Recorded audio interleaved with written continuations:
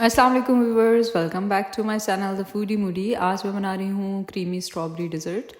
तो चलते हैं हम अपनी रेसिपी की तरफ। सबसे पहले मैंने ले लिए 3 कैंडी बिस्किट्स। अब इसको मैं डाल दूँगी ब्लेंडर में और इसका बना लूँगी पाउडर।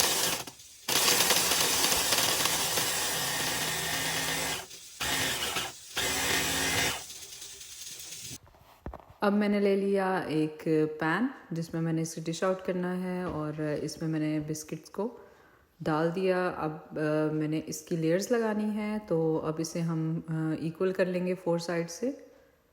प्रॉपर इसे हम इक्वल कर लेंगे और यहाँ पे ये सेट हो चुका है इस प्लेट में। अब मैंने एक पैन ले लिया और उसमें ले ली 1 कप स्ट्रॉबेरीज़, 1 कप शुगर,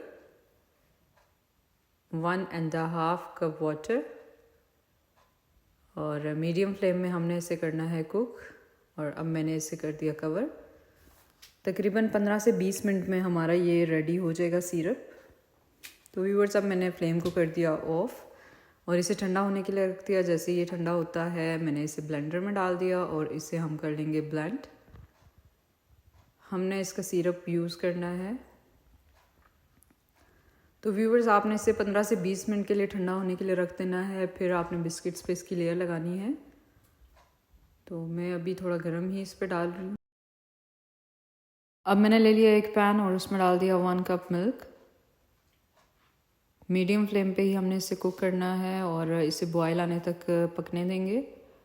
साथ ही एक बोल में मैंने ले लिए 2 टेबलस्पून मैंगो कस्टर्ड और जो स्ट्रॉबेरी का सिरप बच गया था थोड़ा सा, उसी में हम इसे मिक्स कर लेंगे और इसका एक पेस्ट बना लेंगे। तो व्यूवर्स, यहाँ पे इसका पेस्ट रेडी हो चुका है। आपने इसको अच्छे से मिक्स करना है ताकि कोई लम्स ना रहें इसमें। और उबलते हुए दूध में फिर आपने कस्टर्ड डाल देना है। तो देख लेंगे फ़ौरन से ही थिक हो चुका है। और अब मैंने फ्लेम को कर दिया ऑफ और इसका वेट करेंगे ठंडा होने तक। अच्छे से मैंने इसे पहले ठंडा करना है। जैसे ही ये ठंडा होगा तो आपने इसकी लेयर लगा देनी है। अब मैंने इस पर कस्टर्ड की लेयर लगा दी है और साथ ही मैंने ले लिया कंडेंस मिल्क।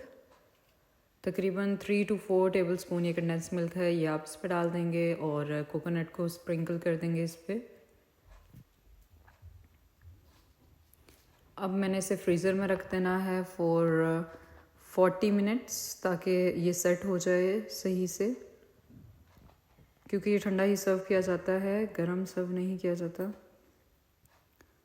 तो व्यूवर्स, ये देखें, अब मैंने इसे फ्रीज़र से निकाल लिया है और ये ऑलमोस्ट सेट हो चुका है। लास्ट में अब मैंने इससे क्रीम की लेयर लगानी है और उसके बाद मैंने इस पर स्ट्रॉबेरी के चंक्स रख दिए।